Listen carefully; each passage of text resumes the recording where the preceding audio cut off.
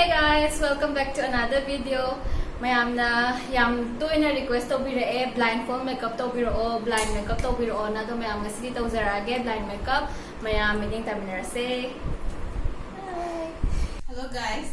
So ngasi blind makeup tawbada siznagadaba products ne puna lothoga thamjare ko saita. Horen tak pick up tawba line. Tak pick up to line ba. Ai se do beauty blender. Foundation. BB cream. Then brush. Khar lai guys. Se do khra. Sigun ba kai se horen. Yeng de bitel ko kadam ne ko. Edi horze arbo. Mayam huzik video thoina ai buhana makeup to bigani duna mai mamit se huzik kunjan jarge. Ubra ai handa chik ta hobi. Ayar udre. Ubra. Okay. Sing bahaya ude.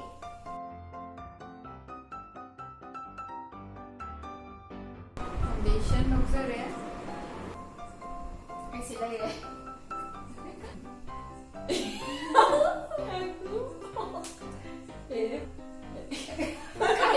Mai de tayo ara sam de tayo re.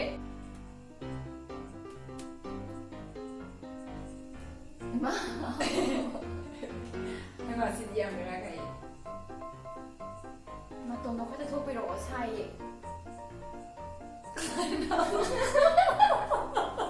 Ai na to no sa sao pero sa mati kan re.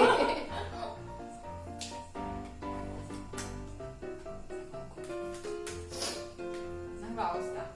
Ai silai.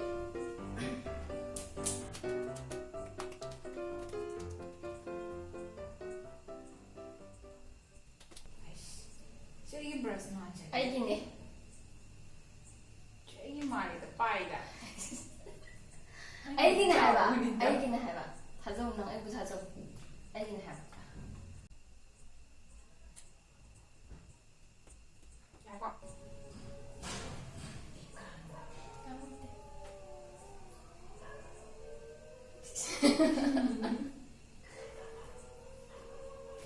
Sorry.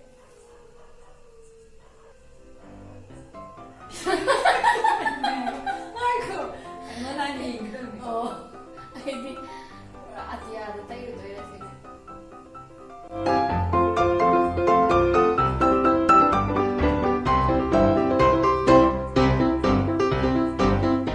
Wah, design rồi. Ai sẽ cho thả rồi chứ?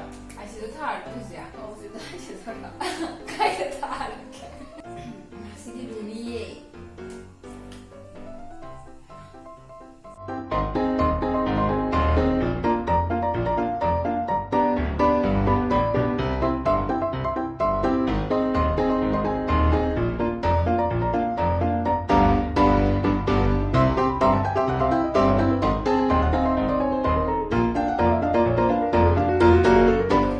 Wah, kupazadiyo mo ya. Sige, kazal mo re. Lipstick no mascara.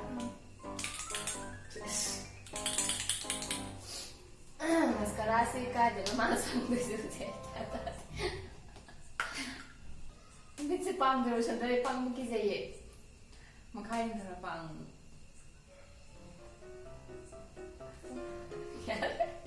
Yaar ka jaye. Highlighter. Khara thiyu ne na putto. Yorok tore sonda. Makeup items like I am hard ko. Highlighter and mascara. Ay pang.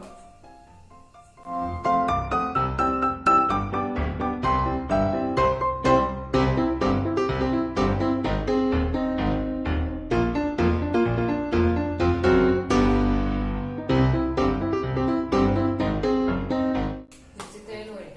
Taylor music. Mayam sa rainbow. Lipstick sang video re usi ko ay aroy basket ta. I don't know what something.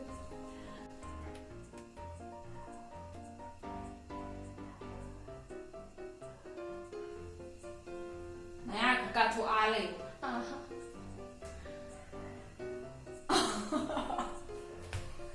Yeah, the sun kadra na pakale.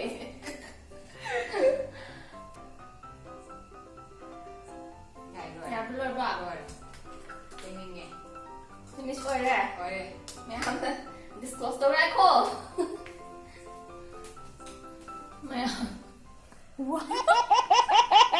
Ay, final looks yun. Hangage.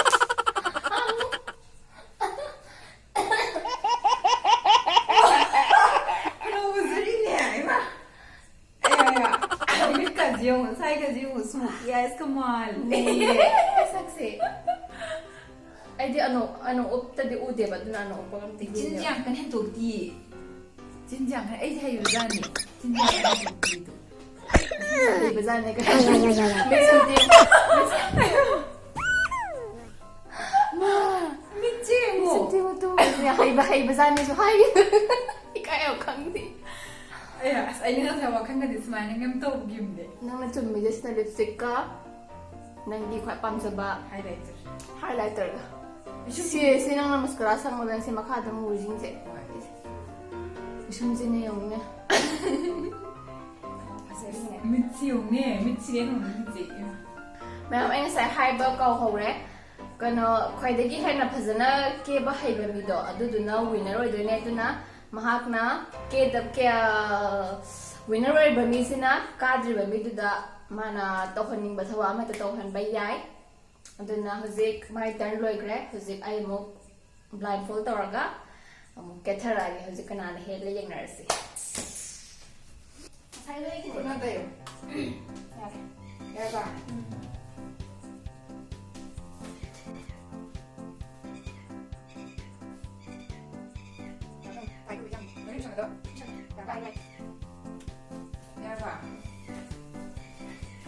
Di mayam hoser age. Kanang hoser layer ba? Ay na ba? Stop. Ay di mi team na lang to si mo. Kasi subsan niya siya tawo niya. Tanay mo ka. Ay no. Ang panay na mo tawo.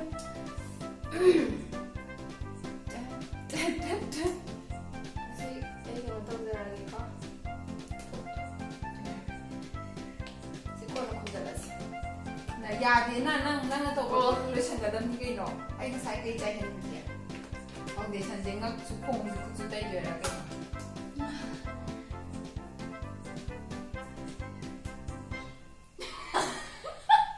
Terus tepat.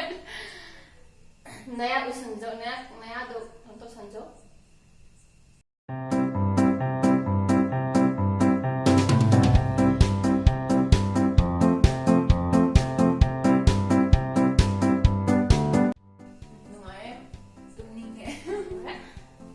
Sige, ito kahit sabi niya handa. Opo.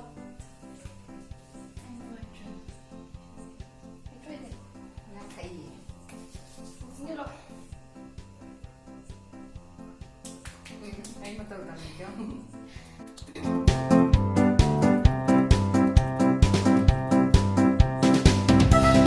Matanda na. Ganun kape. Kape doon sa ihal-hal pa na. Mag-set ka na. Sunday na, hindi lang isi. Kaya ko. Brush. YouTube. Masaya sa ko. Ay, kauli. Pwede kauli yung ay, kauli. Saan sa naya usanjo ko hindi kang di. Beki mo kundo. Yo. 공한 더 먹으셔 라인 방금 봐. 마탕다. 비숑 예삐거니. 비숑 이제.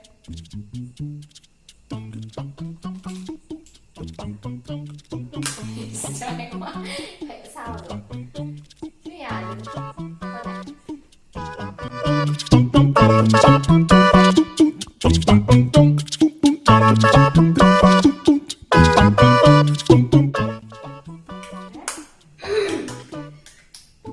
Jadi matanda kasi ko ay na kaso kanong happy gani kaya ba eyeshadow happy karon ba kan sige ha beta 칼로. eh sumo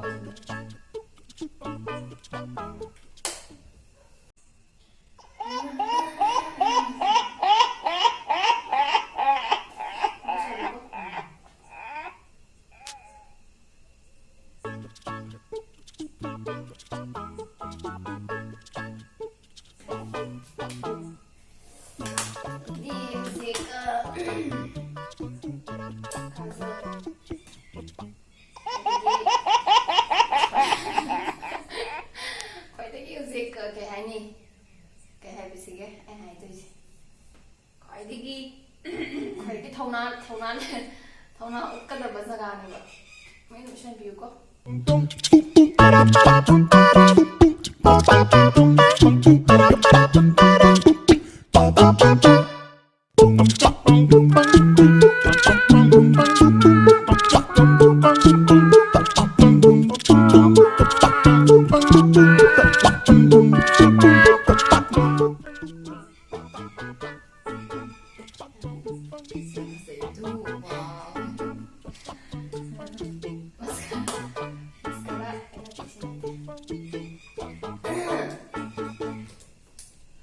mascara ibe makai le nang bu sini ko zik mana khwaidagi pamjaba mascara si yekti gani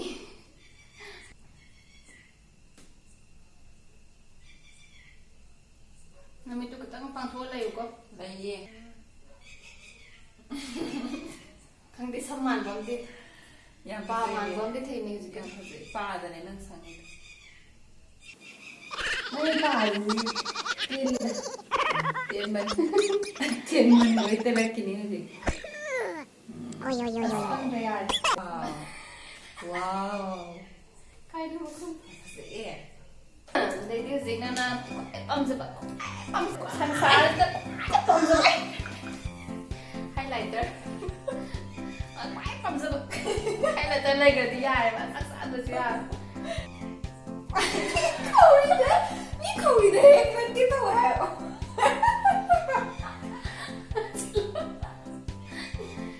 lai le ko da ta di si chicks Ai. Je me suis dit.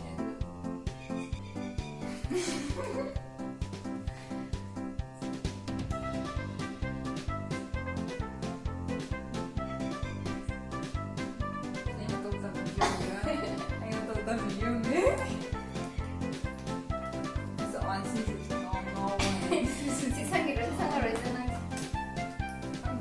lipstick sang ni lipstick se red pamra pink pamra pink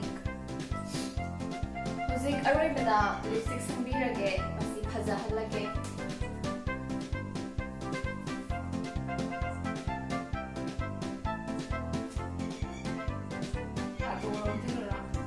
ya kana tutas bi ani nang risk learning taragati han umjang lom da 생기 신거잖아요. umjang lom da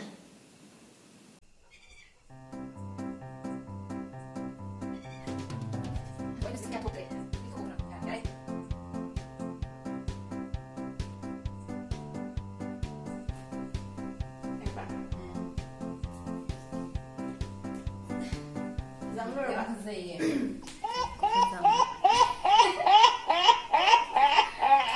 Dạ, thôi dừng rồi ghê.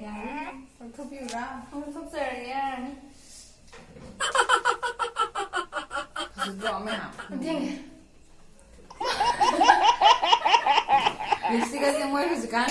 So mga niya sa Korea ni mapan mayay dang mantro.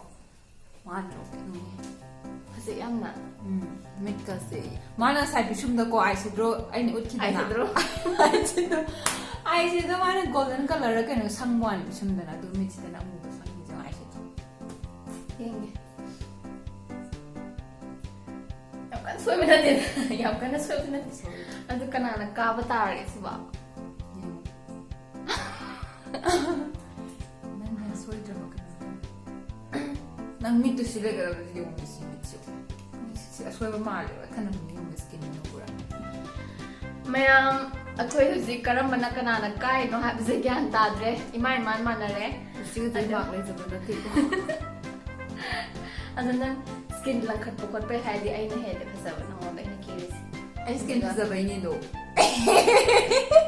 oh bai maru muji maru aduga proper position da kumba chumba ta adi nang na engoda kiris na hen chumben khale aduna mayam yingbiriba na kho mayam loina habiro kanana ke bisna hena phazabage haibado doi tari mayam mayam na toina sembiro na haiba video to ngasi di semjare mayam video ase loi khawing bagidama thank you very much mathangi video da onar ase mayam thank you very much bye bye subscribe to biramo, like to biramo.